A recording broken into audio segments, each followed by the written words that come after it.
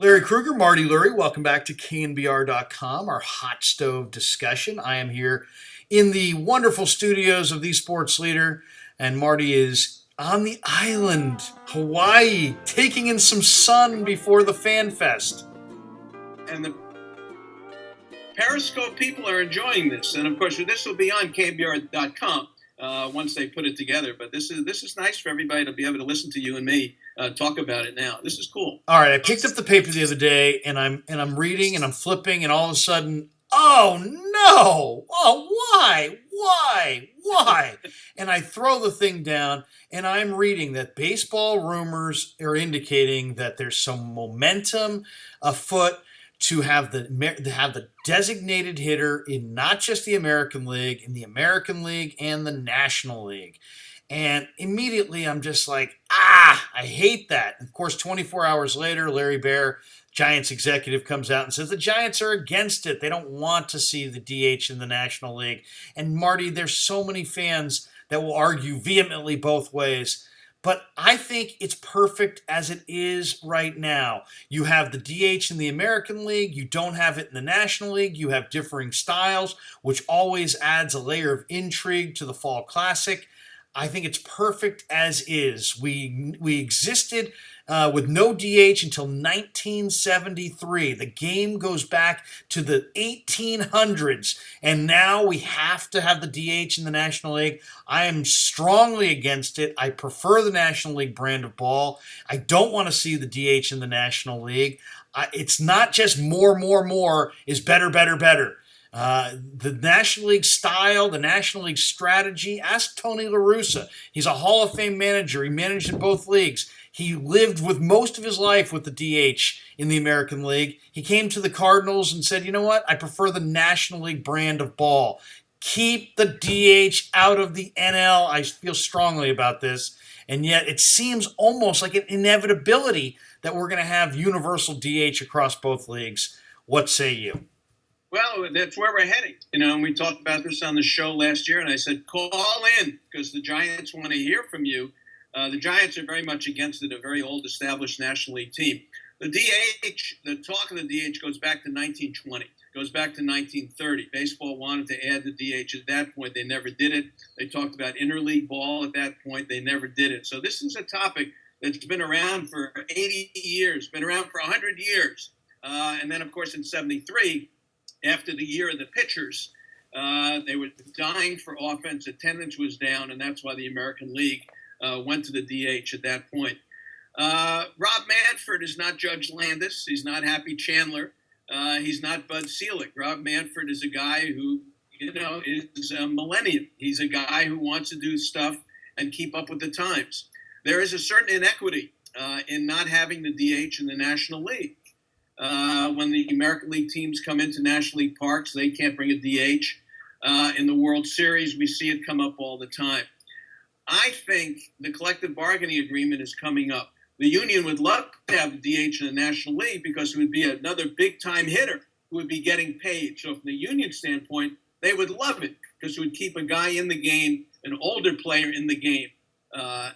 So from their viewpoint, they would like it. What I see coming is probably leveling the playing field and saying that the DH could be in the National League park in interleague, that the DH would probably be part of the World Series no matter where the games were played, just to level the playing field. I think that's where we're going with it. I don't see the National League adopting it. It would take 23 votes. If the whole American League voted for it, that's 15. It would take 8 from the National League to do it. And there are a lot of established franchises, I'm sure, that would be against it. But I think there's going to be pressure from Manfred and pressure from the CBA to add it at least in National League parks for interleague play and for the World Series. I'm with you. It's a different game. You have 4 or 5 innings where things can happen. Otherwise, you're always trying to get to that number 8 hitter, to the pitcher. And it's a strategic game. We like it. We watch it. We can all manage that way. An American League game is, seriously, you just throw the pitcher out there and you got hitter after hitter after hitter, and you just wait for that big 3-run homer, that 5-run inning. The National League is different, and it unfolds slowly. So I'm with you. I would hate to see it in the National League, but I think we're coming to a point with Manfred trying to judge the pulse of the fan and the new fan and the fan in 20 years. And he probably would like to push it through. And I think with the CBA and with Interleague, I think we're going to have it in the next in 17 or 18. Man, I hope you're wrong, but you're probably right. I mean, I'll love baseball either way. I'll watch it either way, but I would rather have the added strategy of what do you do? The pitcher spot's coming up second this inning. I like that strategy. I like the NL brand. I don't find the NL game boring. And you know what? We've all been to enough baseball games. It's not like by definition, the 10-0 game is not better than the 5-0 game. It's not better because you had 5 extra runs. It may be significantly worse. So more is not always better when it comes to offense. And I know that's a hard sell for people who are like, oh, I need more. Now, here's another rub to a rules change that I think is really interesting and more interesting than even the DH coming to the National League. Our friend, Nick Cafardo, you know him, I know him, writes for the Boston Globe. His baseball notes column, I would say, is the best in the country. Would you agree, or is there somebody out there that you think puts together a more comprehensive baseball notes Sunday deal than Nick does? Do you like Nick's deal? No, he's the best. I love Bill Madden when he wrote for the New York Daily News. Phil Rogers, I enjoy him. But if you want to get the whole scope of baseball, Nick Cafardo is the guy that really cranks out the old-time baseball news. Well, he had a note this week that I thought was riveting. And basically, this is the genesis of it. Now, because of the TV contracts being such big money contracts, the players are being asked to travel, according to what television wants. And because of that, they're being stretched and they need more rest. And there's a lot of talk out there about reducing the schedule from 162. Well, Rob Manfred's against it, and that's not a surprise, right? You cut the games from 162 to 154, and which was what existed until the early 60s. Then you're going to have less dates and less revenue. So the owners are against cutting dates, and Manfred's against cutting dates and cutting the schedule down. But somebody had an interesting idea, and the idea was to increase the roster size from 25 to 28, but have the manager every day tell you these are the 25 active guys. And the interesting thing to me is that this would change things dramatically because now not only would you have 25 guys who are active, which is what we have now, but you'd be drawing out of a larger pool. So a guy who's a starting pitcher who's just not starting that day, would now not be active most likely. And so now you're giving more bench pieces to the managers because it's really not like 25 guys. It's like having extra guys because you're going to take 3 or 4 of your maybe 3 of your starting pitchers and make them inactive that day, or maybe 2 starting pitchers and a guy who's hurt but not hurt enough to go on the DL. It would change the game potentially dramatically. It would deepen the benches. It would slow the game down maybe because there'd be more pinch hitters. But I like this idea. The baseball season's a grind. Teams will go 3-4 days to see if a guy's significantly hurt before they put him on the DL and then put him on retroactively. So oftentimes you watch a Giants game in the middle of the summer, they may only have 23 guys going up against a team that's got 25. I like evening the playing field by saying, you know what, let's have that taxi squad of 3 or 4 guys. Let's up the roster to 28 or 29. And I think it adds to a better product because you have more hitters on the bench to pinch hit, and more hitters means that, starting pitchers that aren't pitching today are just inactive. And so it's like they're on the 25-man roster, but they're not today. What do you think? Yeah, no, I follow you completely. You're still going to want to have Brandon Belt out there and Panic out there and Crawford and Duffy and Posey and Span and Pence and Blanco. You're still going to want these guys out there as much as you can. So what it's going to do, I love the idea because what it does, it gives you more depth. So Jared Parker better be able to play. Mac Williamson better be able to play. Maybe gets Arroyo up to the big leagues a little faster. But it's going to put a premium on players who can play, because the whole idea is to rest these guys who are getting hurt or having to play night game after day game and all that, but you still have to have players to put in. So I like the idea. I think it's a great idea. Who needs to have 3 starting pitchers on the active roster? They're not going to pitch for 5 days no matter what. It's clear. And, I'm for it. And Marty, then mix in the fact that starting pitching as the most coveted commodity in the game today, many times these guys are making $20 million annually. So do you want Johnny Cueto to pinch run in the 14th inning of a game because you have no bodies left? No, that's not really acceptable. But having nobody pinch run might not be acceptable either. This would take the big money starting pitcher who you have big dollars invested in, and you don't have to use him as a pinch runner anymore. You don't have to risk your season by having Madison Bumgarner pinch hit against a reliever throwing 100 miles an hour because you don't have any bodies left. To me, it makes too much sense. I know, but that's extreme. I mean, how many times are you going to put, Cueto in or a pitcher in to pinch run?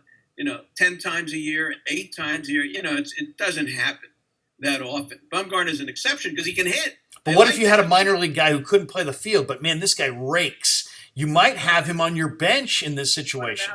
Come on, the bullet.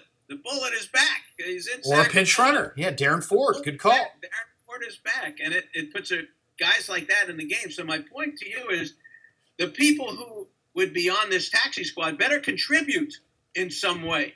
They better know how to get a bunt down late in the game. They better be able to steal a base. I like that. There's no reason in the world you've got to carry, if Bumgarner's pitching, there's no reason in the world you got to carry PV and Samardzija and Cueto. They're like this, right? They're leaning on the fence, looking at each other, chewing seeds. Wearing running shoes or flip-flops. These guys aren't even wearing cleats usually. They're not, so it would make the game better, I think. Now, it's going to cost more money because now you're paying major league salaries to more people. And that's where the owners probably, that's the collective bargaining agreement thing. But I'll tell you something, Larry, the more you and I do these things and the more I do this show, I'm on for so many hours during the summer and you're, of course, on all the time. Where there's smoke, there's fire with this stuff. Whether it's the mechanical umpire, whether it's interleague play, whether it's the DH, whether it's what we're talking about, expanding the rosters, the slide into second base. Baseball in today's world is changing. It's not the game that we grew up with, that I grew up with, that you grew up with years ago. Rob Manfred, they talk about stuff. They can change it overnight if they get the votes. They're open to just about anything. And maybe that's okay for baseball. Just because it was played a certain way in 1876 or 1910 doesn't mean it's got to be played like that forever. So I think you have to keep an open mind on it. It's interesting. That's an interesting point. I agree with you. The sport has to change with the times. The sport has to evolve with its audience. The sport has to listen to its customer base. But I will say this. I think football is in a bad spot right now in some ways. Obviously, they're drawing huge dollars and huge revenue and massive audiences. But the average person, and I'm not talking about the average person watching, I'm talking to the average player or the average coach, the average executive, they don't know what a catch is anymore. They don't know what constitutes a catch because the catch rule has been changed and changed and changed and changed, and to the point where now nobody really knows what constitutes a catch. I'm for baseball evolving, but just it needs to evolve at a slow rate, and they can't make changes and more changes and more changes and potentially alienate the people who like the sport while not necessarily attracting new people in. So I think football's in a weird spot right now because they now are at a spot where even the announcers don't know and the players don't know and the coaches don't know what constitutes a catch. And I think that makes people uneasy. And I think baseball needs to not make so many changes that they wind up in the same spot where people are like, what's the rule this year? And then they just kind of don't have the same passion for it because they don't feel like they have a grasp of the rules of the game. Yeah, football is a little different because, you're talking about cats rolling over in the duck ball and all this stuff. What we're talking about in baseball is a change in a schedule, a change in a batting order, We're not saying, okay, if you catch the ball on 3 hops instead of 4, it's a single. We're not making something crazy like that. Although on the replay, with the ball going in the glove, is it in the leather or is it out of the leather when the foot hits, is pretty crazy. And that's kind of a good example of how football is getting crazy too. Baseball is in that category as well. And I think they're smart enough to get out of it and try not to, make those replays to the inch or sliding over the bag and, have to hold the tag on the guy the whole time. But I think the issue for us, the real issue of what's coming up, are really more of a DH issue and some interleague play and the schedule, something like that. I think that's really where we're at. A little different than football, but your point's well taken. All right, let's take a timeout. We'll come back for part 3 of our hot stove discussion. And coming up next, we're going to talk a little bit about automatic umpires. Taking away my Harry Wendell stats? Eddie, if you're listening, shut off the radio right now. Turn off the internet, Eddie, please. Yes. Eddie Montague, our favorite. Eddie Montague, I ran into in Tahoe this summer. He's one of my very favorite guys. All right, we'll take a quick timeout. We're going to come back and talk a little umpiring. And our final segment of the hot stove, Marty from the Islands. I'm here in the studio on KMBR.com.